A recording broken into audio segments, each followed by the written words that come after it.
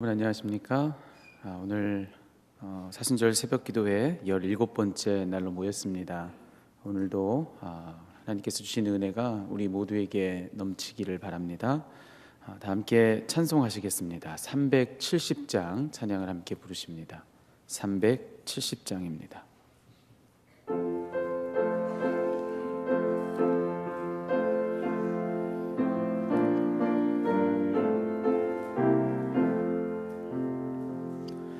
주 안에 있는 나에게 단 근심이 있으랴.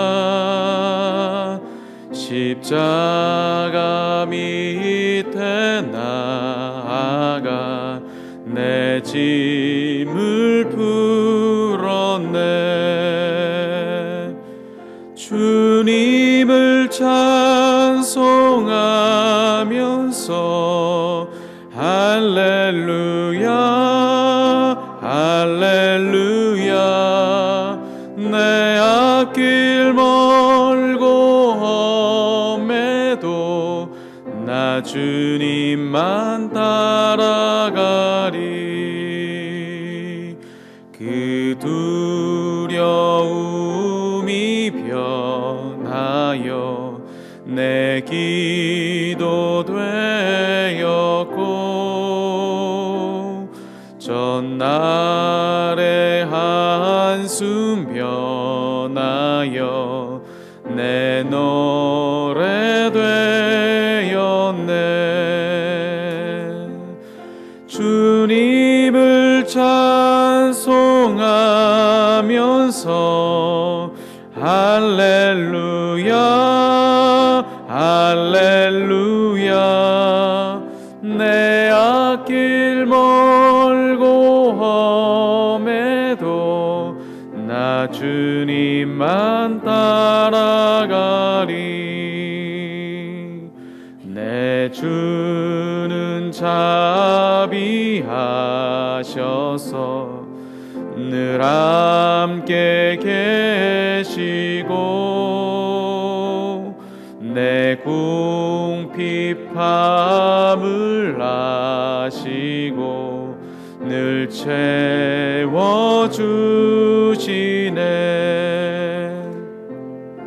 주님을 찬송하면서 할렐루야 할렐루야. 내 앞길 멀고 험해도 나 주님만 따라가리. 내 주와 맺은 언약은 영불변하시니, 그 나라 가기까지는 늘 보호하시네.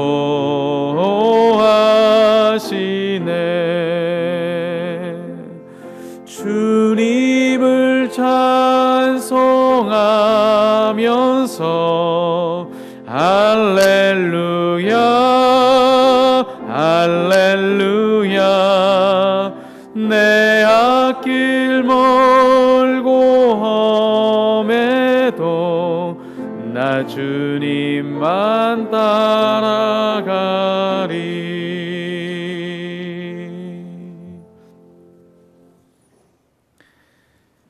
기도하시겠습니다. 하나님, 오늘도 우리를 기도의 자리로 부르시니 감사합니다. 이런저런 형편 속에서 하나님을 바라며 이 자리에 섰습니다. 간절한 소원을 가지고 선 이들에게 하나님의 뜻 안에서 응답되는 은혜를 허락하시고, 상처된 마음을 가지고 선 이들에게는 하늘의 위로를 더하여 주옵소서. 연약해진 믿음 때문에 낙심하고 있는 이들이 있습니다. 말씀 속에 살아계신 하나님을 새롭게 만남으로 그 믿음이 새로워질 뿐 아니라 강건해지는 은혜를 누리게 하옵소서. 육신의 질병으로 신음하고 있는 가족들이 있습니다. 기도할 때에 치료되는 은혜가 있게 하여 주시옵소서. 이 모든 일들로 인하여서 우리가 하나님을 새로이 알게 하시고 그로 인해 더 큰 믿음으로 승리하는 우리 모두가 되게 하여 주시옵소서. 말씀 전하는 목사님을 붙드셔서 하나님이 원하시는 말씀이 온전히 선포되게 하시고 그로 인해 홀로 하나님의 이름만 높여지게 하옵소서. 이 모든 말씀 살아계신 예수 그리스도의 이름으로 기도하였습니다. 아멘. 오늘 하나님께서 우리에게 주시는 말씀은 마태복음 24장입니다. 마태복음 24장 23절부터 28절까지의 말씀 한 목소리로 봉독하도록 하겠습니다.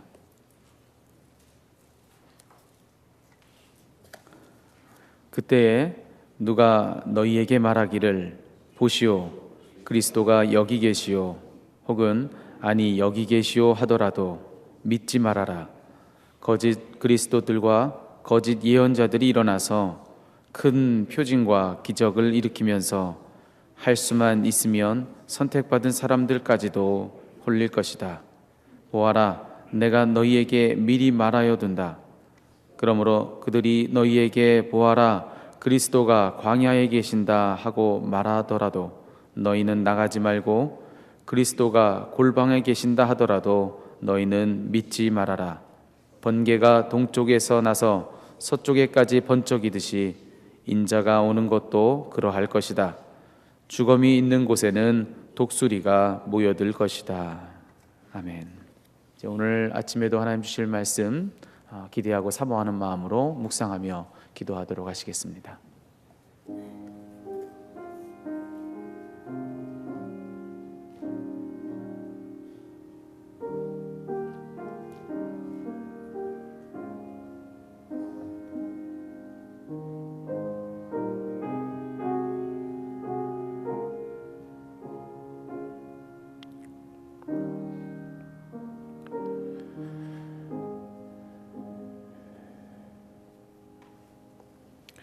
이 아침에도 우리에게 새 생명 주신 주님께 감사를 드립니다.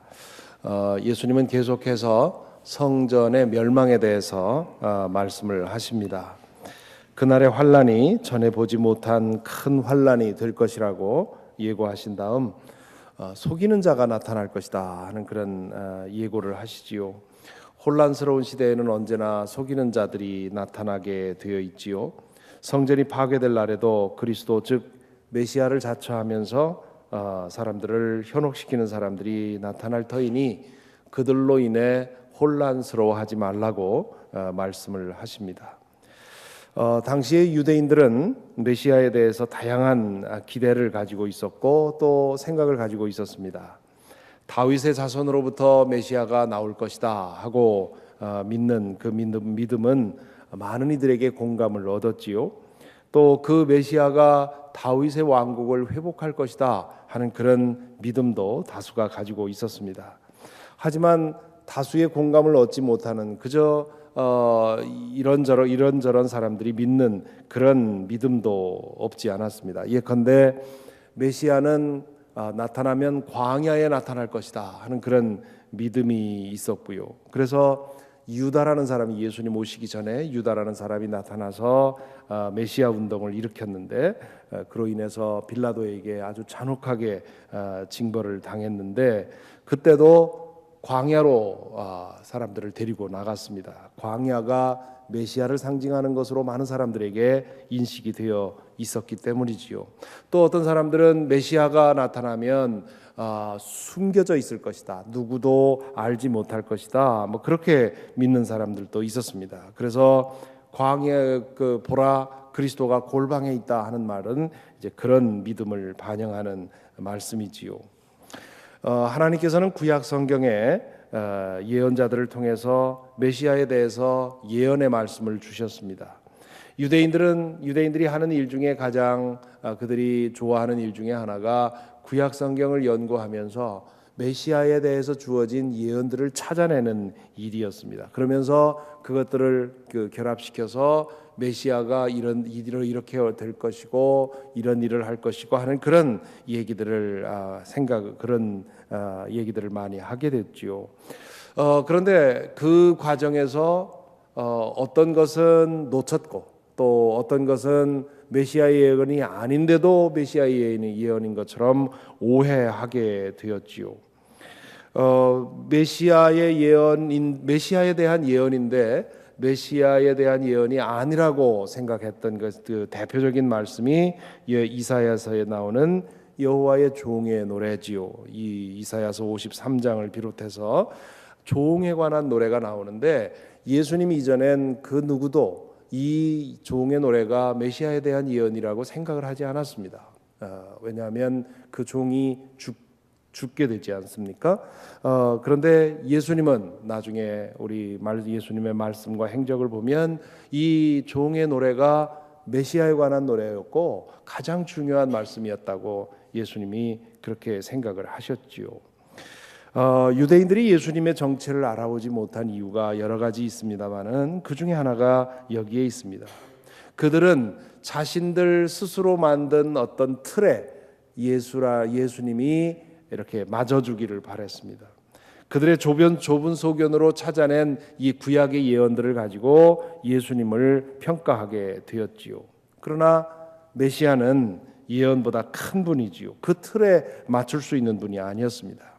구약의 예언들은 메시아에 대해 지극히 작은 것을 말할 뿐이었습니다. 그들은 예수님을 자신들의 틀에 맞출 것이 아니라 자신들이 가지고 있는 틀을 예수님에게 맞추었어야 합니다. 메시아이신 예수 그리스도는 모든 예언을 뛰어넘는 분이기 때문이지요. 예수 그리스도, 그분은 어떤 고정된 물질이 아닙니다. 모든 기대와 예상과 틀을 넘어서는 분이지요. 구약의 예언도 그분을 다 담지 못합니다. 신에 관한 어떤 이론도 그분을 설명하지 못합니다. 우리가 예수 그리스도에 대해서 제대로 알려면 모든 선입견과 판단을 내려놓고 자신을 열고 그분 앞에 서야 합니다. 그리고 그분이 당신을 드러내 주시는 대로 그분을 알아가야 하지요. 마치 거대한 계곡을 탐험하는 것과 같다 할 수 있습니다. 굽이굽이 갈 때마다 상상도 못했던 그런 절경이 나타나지요. 기가 막힌 풍경을 보게 되면 이거보다 더 대단한 건 없겠지 생각을 하는데 좀 더 들어가면 그것과는 비교 안 되는 또 다른 모습이 나타나서 놀라게 하지요. 그것처럼 예수 그리스도는 한없이 크신 분입니다. 우리가 가지고 있는 어떤 틀 속에 가둘 수 있는 분이 아니지요. 거짓 예언자 그리고 거짓 그리스도에 대해서 경고하시면서 예수님은 24절에 보면 큰 표징과 기적을 일으키면서 할 수만 있으면 선택받은 사람들까지도 홀릴 것이다 라고 말합니다. 다시 말하면 표징과 기적을 행하는 것만으로는 그 사람이 그리스도인지 예언자인지를 판단할 수 없다고 하시는 것입니다. 꼭 기억해 둘 말씀입니다. 지난 2000년 동안의 역사를 보면 많은 이들이 표징과 기적에 현혹당했기 때문입니다. 보통 볼 수 없는 그런 놀라운 일을 일으키면 혹은 놀라운 그런 구변을 듣게 되면 우리는 너무도 쉽게 그 사람에게 현혹을 당합니다. 놀라운 일을 일으키는 능력이 바로 그 사람의 진정성, 그 사람의 영성을 보증하는 것이 아닌데도 놀라운 일을 보는 순간 그 사실을 잊고 자신을 내어주게 되지요. 표징과 기적으로 말하자면 예수님은 누구보다도 더 대단한 능력을 나타내셨습니다. 하지만 그것은 그분이 그리스도라는 사실을 증거하는 충분한 증거가 되지 못했습니다. 예수님 자신이 기적을 그런 방식으로 사용하지를 않았습니다. 오직 고난 중에 있는 사람을 돕기 위해서만 이적을 일으키셨지요. 기적으로서 자신의 정체를 증명해보라는 바리새파 사람들의 요청을 받고는 나는 요나의 기적밖에 보여줄 것이 없다고 거절하셨습니다. 하나님의 사람이냐 아니냐는 그 사람에게 얼마나 능력이 많으냐에 의해 결정되는 것이 아니라는 뜻입니다. 그것은 하나님의 사람이냐 아니냐 하는 것은 하나님의 뜻에 순종하고 있느냐 아니냐에 의해 결정되는 것이지요. 갈릴리에서 수많은 이적을 행하신 주님은 지금 우리가 몇 주 동안 보고 있고 또 앞으로 보겠습니다마는 예루살렘에서의 한 주간 동안에는 기적을 행하지 않으십니다. 물론 첫날 성전 뜰에서 몇몇 병든 사람들을 고치셨지만 그 이후로는 더 이상 그런 능력을 드러내지 않으십니다. 그분에게 이제 남은 과제는 하나님의 뜻에 순종하는 것이기 때문입니다. 오늘날에도 자신을 메시아로 자처하는 사람들도 있고 또 하나님의 예언자로 선전하는 사람들도 있습니다. 많은 사람들이 만일 이적을 보고 그게 진짜인지 아닌지를 판단한다면 틀림없이 우리는 그 사람들에게 속아 넘어갈 것입니다. 굳이 메시아 혹은 예언자를 자처하지 않더라도 표징과 기적을 선전하고 그런 것을 강조한다면 마땅히 의심해 보아야 합니다. 그런 사람들은 결국 마각을 드러내게 되어 있습니다. 이적이 일어나지 않는다는 말은 아닙니다. 어떤 사람들은 속임수를 쓰기도 하지만 또 어떤 사람들은 부정할 수 없는 그런 놀라운 이적이 일어나게 하는 그런 경우가 있습니다. 그 현상을 우리가 왜 그렇게 되는지 설명할 수 없지만 그런 일이 일어나는 것은 분명합니다. 하지만 그것이 그 사람이 하나님의 사람이라는 것을 절대적으로 보증하지는 않는다는 것이지요.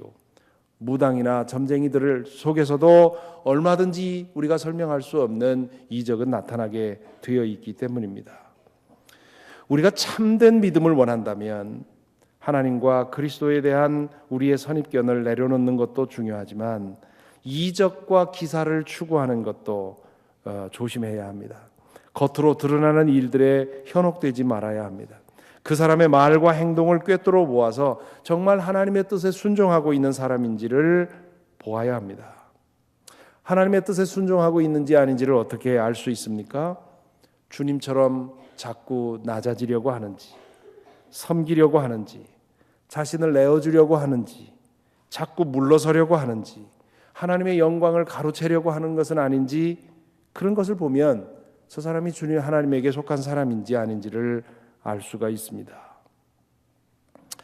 여기까지 묵상하고 나니까 이게 다른 사람 말이 아니라 바로 저 같은 사람을 우선 두고 하는 말인 것이 분명합니다. 그래서 좀 두렵습니다. 제가 거짓 예언자의 반열에 서는 것은 아닌지 두렵습니다.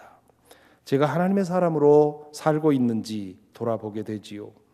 사람들을 현혹시키는 놀라운 일들을 꿈꾸지 않고 오직 하나님의 뜻에 순종하는 것으로 살아가기를 힘쓰고 있는지 두렵습니다. 제가 그렇게 살 수 있도록 기도해 주시기를 바랍니다. 저만이 아니라 목회자로 부름받은 우리 교회 안에만이 아니라 모든 목회자로 부름받은 사람들이 놀라운 일, 이적과 기사, 사람들을 현혹시키는 그런 일들을 꿈꾸지 않고 오직 하나님의 뜻에 순종하는, 더 낮아지고 더 섬기고 더 자신을 내어주는 그런 일을 꿈꾸는 것으로 꿈꾸도록 기도해 주시기 바랍니다. 그래야 교회가 변화되고 또한 교회로 인해서 세상이 변화될 수 있습니다. 동시에 여러분 자신을 위해서도 기도하시기 바랍니다. 하나님의 사람을 제대로 알아볼 눈을 구하시기 바랍니다. 오늘날에도 표징과 기사 혹은 신기한 언변과 구술로 현혹하려는 사람들이 끊임없이 나타나고 있지 않습니까? 거짓 예언자들이 틈을 타지 못하게 하려면 평신도들이 깨어 있어야 합니다. 그것이 자기 자신을 지키는 것이고 또한 교회를 구하는 길입니다. 요즘에도 우리 지역에서도 그렇고 또 미주에서도 그렇고 한국에서도 교회에 여러 가지 문제들이 생기고 또 이런저런 뉴스들을 읽다 보면 목회자들도 참 큰 문제인데 평신도들도 어쩌면 이렇게 많은 문제가 드러났는데도 여전히 그 사람을 따라다니면서 추종하면서 마치 신처럼 떠받들고 있을까? 이게 뭐가 잘못된 것일까? 왜 이렇게 교회가 되었을까 하는 그런 그 답답함을 가질 때가 참 많습니다. 분명히 그 여러 가지 이유가 있겠지만 가장 큰 이유는 오늘날의 사람들이 하나님의 뜻을 찾는 사람을 찾기보다는 뭔가 화려하고 드러나고 자신의 욕망을 충족시켜주는 그런 사람을 찾기 때문에 하나님의 사람이 아닌 증거가 너무도 분명한데도 그 사람의 가는 길을 추종하고 열광하고 있는 것 아닌가 그런 생각이 듭니다. 모쪼록 저와 여러분 우리 모두가 하나님께서 찾는 그런 사람들로 바로 서 있게 되기를 바랍니다. 그 다음에 예수님은 이어서 인자의 도래에 대해서 말씀을 하시지요. 이제 내일 그리고 그 다음 이틀 동안 보게 될 종말에 관한, 재림에 관한 말씀으로 넘어가는데, 그 넘어가는 전환구가 27절 28절입니다. 번개가 동쪽에서 나서 서쪽에까지 번쩍이듯이 인자가 오는 것도 그러할 것이다. 죽음이 있는 곳에는 독수리가 모여들 것이다. 인자에 대해서는 지난 토요일 날 이미 말씀을 드렸습니다. 예수께서 당신 자신을 가리킬 때 가장 자주 사용하신 칭호가 인자라고 했습니다. 그것은 예수님의 인성을 가리키는 말이 아니라 하나님께서 영원한 나라의 통치권을 받아서, 하나님께로부터 영원한 나라의 통치권을 받아서 영원히 다스릴 영원한 왕에 관한 말이라고 하는 것을 말씀을 드렸지요. 인자가 오는 것도 그러할 것이다 라는 그 말 속에서 다니엘서 7장 13절의 말씀, 즉 내가 밤에 이러한 환상을 보고 있을 때에 인자 같은 이가 오는데 하늘 구름을 타고 와서 옛적부터 계신 분 앞에게로 나아가 그 앞에 섰다 하는 말씀이 생각이 납니다. 예수님은 장차 당신께서 하나님으로부터 영원한 나라를 이루기 위해서 오실 것이라고 말씀을 하고 계십니다. 예수님은 이 땅에서의 사역을 다 마치고 하나님의 보좌 우편으로 올라가실 것입니다. 그리고는 하나님이 정하신 때가 되면 다시 오셔서 새 하늘과 새 땅을 이루어 주실 것입니다. 그것을 가리켜서 우리가 재림이라고 부르지요. 헬라어로 파루시아라고 부르는데요. 2000년 전에 육신을 입고 오신 것이 초림이라면 영원한 왕으로 다시 오시는 것은 재림입니다. 예수님이 이 땅에 육신을 입고 이루시는 일들이 전부가 아니라는 것이지요. 예수님은 인간에 불과한 것이 아니기 때문에 하나님의 아들로서 그분이 이 땅에서 이루실 일이 있지만 또한 하나님의 보좌 우편에서 이룰 일도 있습니다. 그 모든 것이 완성되는 것이 재림이지요. 재림은 마치 번개가 동쪽에서 나서 서쪽까지 번쩍이듯이 일어날 것이라 말합니다. 광야에 있다고 해서 그곳으로 가야 하는 게 아니라는 말이지요. 인자가 임하시면 온 세상 사람들이 같은 시간에 그것을 알아볼 수 있는 방식으로 이루어진다는 뜻입니다. 이것은 우리가 사는 이 3차원 공간 안에서 일어나는 일이 아니라 3차원 공간이 하나님의 차원으로 바뀌는 사건입니다. 하나님 나라는 지구 먼 어느 공간에 있어서 우리를 향해서 뚫고 들어오는 것이 아니라 지금 우리가 살고 있는 이 세계를 포함하고 있는 거대한 나라입니다. 그 나라가 지금 우리 눈에 보이지 않지만 성령을 통해서 그 나라의 임재를 보게 됩니다. 재림의 때가 되면 그 숨겨졌던 나라의 정체가 우리 안에 환히 드러나게 될 것입니다. 그렇기 때문에 이리저리 우왕좌왕할 겨를이 없는 거지요. 우리가 선 자리에서 그 나라가 드러나는 것을 보게 될 것입니다. 28절의 말씀은 당시의 속담이었습니다. 예수님은 당시의 속담을 사용해서 영적인 진리를 전해주시지요. 죽음이 있는 곳에 독수리가 모여들 것이다.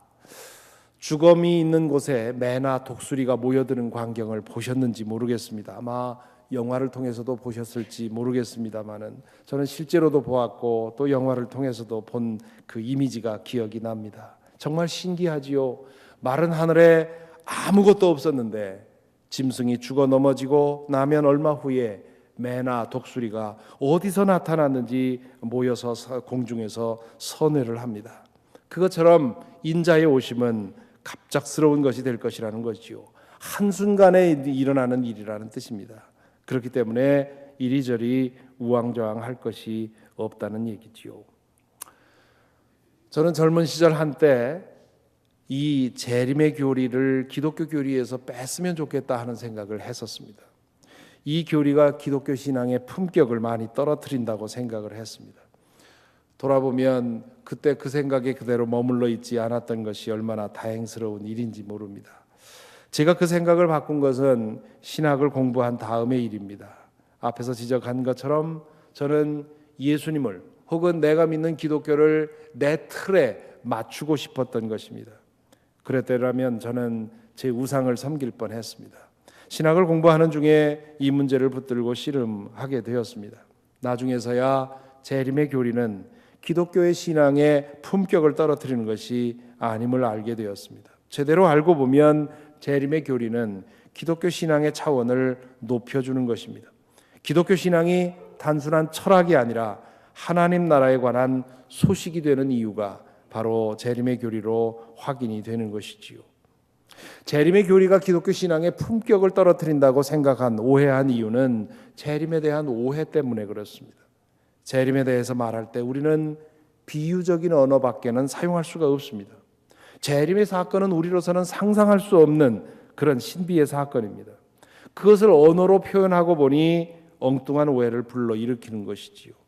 오늘의 말씀에서도 예수님은 비유만 사용하십니다. 도무지 직접적인 언어로는 묘사할 길이 없습니다. 묘사하더라도 우리가 이해할 방법이 없습니다.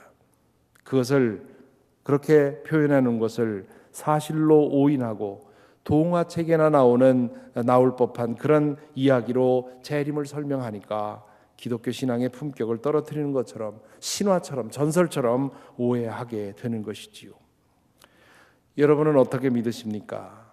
십자가에서 우리의 죄를 사하시고 죽은 자들 가운데 계시다가 부활하여 하나님의 보좌 우편에 앉아 계신 분이 온 세상을 심판하고 완성하실 것이라는 것이 여러분에게는 믿어지시는지요?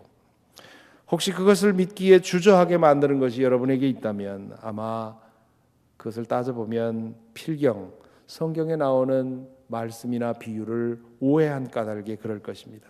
그것을 제거하면, 그리고 그것을 그냥 비유로 받아들여서 하나님께서 예수 그리스도를 통해서 시작한 그 구원의 역사를 결국 완성시킬 것이라고 하는 그날에 대한 믿음을 전해주는 비유라고 생각을 하면 우리는 그것을 믿는데 아무 문제가 없을 것입니다. 재림을 믿는다는 말은 하나님의 창조를 믿는다는 말입니다. 재림을 믿는다는 말은 하나님의 주권을 믿는다는 말입니다. 재림을 믿는다는 말은 예수 그리스도를 통해 이루어진 구원을 믿는다는 말입니다. 재림을 믿는다는 말은 하나님 나라를 믿는다는 말입니다. 재림을 믿는다는 말은 나의 생명이 이슬처럼 사라져 없어지지 않을 것임을 믿는 것입니다. 이 믿음이 저와 여러분에게 흔들리지 않고 서 있게 되기를 간절히 바랍니다. 찬송가 부르겠습니다. 374장 함께 부르겠습니다.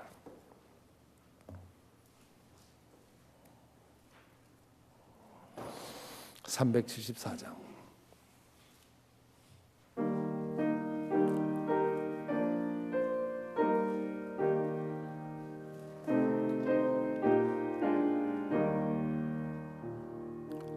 나의 주가 붙드네 마귀 나를 꾀일 때 주가 붙드네 나를 붙드네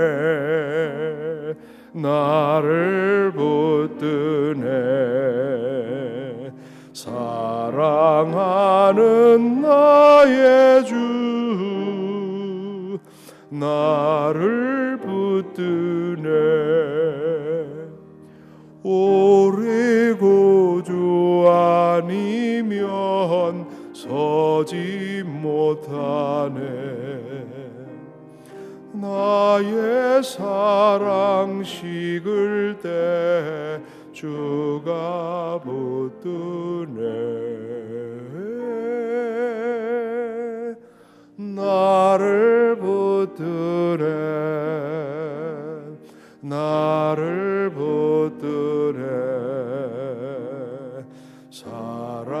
사랑하는 나의 주 나를 붙드네 나를 귀히 보시고 항상 붙드네 구원 얻은 사람을 항상 붙드네 나를 붙드네 나를 붙드네 사랑하는 나의 주 나를 붙드네 나의 영혼 약할 때 주가 붙드네 피를 흘려 샀으니 주가 붙드네 나를 붙드네 나를 붙드네 사랑하는 나의 주 나를 붙드네 기도하겠습니다.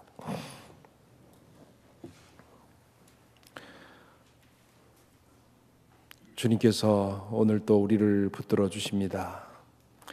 이 시간 오늘 말씀을 생각하면서 무엇을 붙들어 주실 것인지 주님께 구하십시다. 먼저 우리의 믿음이, 우리의 눈이, 우리의 마음이 참된 것을 바라야 하겠습니다. 우리의 허황된 욕심을 구하다가 우리는 표징과 이적과 기사와 놀라운 언변을 구사하는 사람들을 그들로 인해 속아 넘어가게 됩니다. 우리가 찾는 것은 우리의 허영심을 채우는 사람이 아니라 하나님의 사람, 그 하나님의 뜻입니다. 우리 목회자들이 하나님의 사람으로서 다른 것이 아니라 오직 하나님의 뜻을 구하고 하나님의 뜻을 행하는 일에 그 마음을 두고 살아가도록 기도해야 되겠습니다. 뿐만 아니라 우리 성도들이 허황된 것, 놀라운 것, 이적과 기사를 구할 것이 아니라 참된 하나님을 참되게 알고 예수 그리스도를 참되게 알고 그리고 그 안에서 살아가도록 힘써야 하겠습니다. 우리는 어떻습니까? 우리가 만일 예수님 시대에 났다면 우리는 예수님이 누구신지 알아보았겠습니까? 아니면 표징과 이적과 기사를 선전하는 사람들을 따라 움직였겠습니까? 오늘날에도 이적과 기사를 나타내는 그런 부흥사가 나타난다고 하면 수많은 사람들이 몰려듭니다. 그러나 얼마 지나고 보면 그들에게 있었던 그 능력이 그 사람들이 하나님의 사람들이었다고 하는 사실을 증거하는 증거가 아니라고 하는 사실을 알게 되지요. 주리에게 참된 믿음을 주옵소서, 참된 소망을 주옵소서, 참된 열망을 가지게 하옵소서. 목회자들과 성도들이 참된 것을 구하는 그런 교회로 거듭나게 하여 주옵소서. 이 세상의 교회들이 왜 이렇게 많은 문제를 일으키고 있습니까? 하나님을 찾지 못하고 자신의 호황된 욕심을 따라 살기 때문입니다. 그것을 충족시키기 위해서 분주한 목회자들 되지 않게 하시고 그것을 따라 우왕좌왕하는 성도들 되지 않게 하시고 하나님 그 뜻을 찾으며 하나님의 길을 갈 수 있게 해달라고 우리 기도해야 되겠습니다. 이 시간 함께 우리 통성으로 기도하겠습니다. 아버지 하나님, 이 아침에 저희를 깨워주셔서 주님의 말씀을 생각하게 하시고 아버지 하나님 우리 자신을 돌아볼 수 있도록 인도해 주신 것 감사합니다. 오 주님이여, 우리의 이 잘못된 마음, 우리의 이 바람난 마음, 우리의 이 허황된 마음을 주님 붙들어 주시옵소서. 오 주님, 우리가 참된 것을 바라게 하옵소서. 참된 것을 찾게 하옵소서. 우리의 눈이 바른 것을 보게 하여 주시어서 정말 하나님에게 속한 사람을 볼 수 있도록 인도하여 주시옵시고, 오 주님이여, 우리 모든 교회들이 그렇게 거듭날 수 있도록 인도하여 주시옵소서. 아버지 하나님, 외적인 성공과 외적인 위세와 화려하고 놀라운 것들을 추구하며 그것에 주님 그 온 마음을 드리는 목회자들 그리고 또한 교회들이 많이 있습니다. 아버지 하나님이여 모든 교회들을 깨워주시옵시고 모든 목회자들을 깨워주시며 성도들을 깨워주셔서 교회가 바른 길을 갈 수 있도록 인도하여 주시옵시고 그리하여 교회가 교회에게 주어진 일을 바로 감당할 수 있도록 오 주님이여 인도하여 주시고 우리를 붙들어 주시옵소서. 아버지, 오늘 우리의 공동의 기도의 제목은 미국의 도덕성 회복을 위해서, 조국의 안정과 평화를 위해서, 북한의 변화를 위해서, 그리고 정치적인 혼란을 겪고 있는 나라들, 특히 우크라이나라든가 이 어려움을 겪고 있는 나라들, 또 아랍권에 혁명이 일어나서 이 나라들의 그 진정한 평화가 오는가 싶었는데 그 혁명으로 인해서 정권이 뒤집어진 나라들 하나같이 어려움을 당하고 있습니다. 그런 나라들을 위해 우리 함께 소리를 내서 기도하십시다. 아버지 하나님 감사합니다. 이 시간 저희들 보내주셔서 이 나라를 위해서 중보하는 교회의 사명을 감당합니다. 아버지여 이 미국 땅을 주님 축복하시고 인도하여 주옵소서. 아버지 이 나라가 다시금 주의 영광을 드러내는 나라로 변화될 수 있게 하여 주옵소서. 오 주님이여 이 나라의 도덕성의 파괴와 또한 신의 믿음의 파괴를 봅니다. 오 주님이여 새롭게 회복시켜 주시옵시고 그렇게 회복되는 데 있어서 교회를 붙들어 주시고 사용하여 주시옵소서. 조국을 위해 기도합니다. 아버지 하나님 이념 분쟁으로 찢기고 갈긴 나라를 주님 축복합니다. 아버지여 인도하여 주옵소서. 조국을 붙들어 주셔서 안정을 찾게 하여 주시옵시고 화합하는 나라 되게 하여 주시옵시고 하나님의 영광을 위해 드러난 나라 될 수 있도록 인도하여 주옵소서. 북한의 변화를 위해 기도합니다. 아버지 하나님 저 동토의 땅이 속히 녹아질 수 있도록 인도하여 주시옵시고 그 안에서 고통받는 우리의 민족 우리의 동족들 아버지 하나님 그들이 행복을 얻을 수 있도록 주님 인도하여 주시옵소서. 어려움을 겪고 있는 나라들을 기억합니다. 정치적인 소요와 내란과 아버지 하나님 전쟁으로 인해서 어려움을 겪는 나라들이 있습니다. 오 주님이여 이 땅에 평화를 내려 주옵소서. 오 주님 이 땅에 평화를 내려 주옵소서. 아버지 하나님 자신이 가꾼 그 나라의 그 나무의 열매를 자신의 손으로 따먹을 수 있는 그 평화를 그 안정을 주님 온 나라에 허락하여 주시옵소서.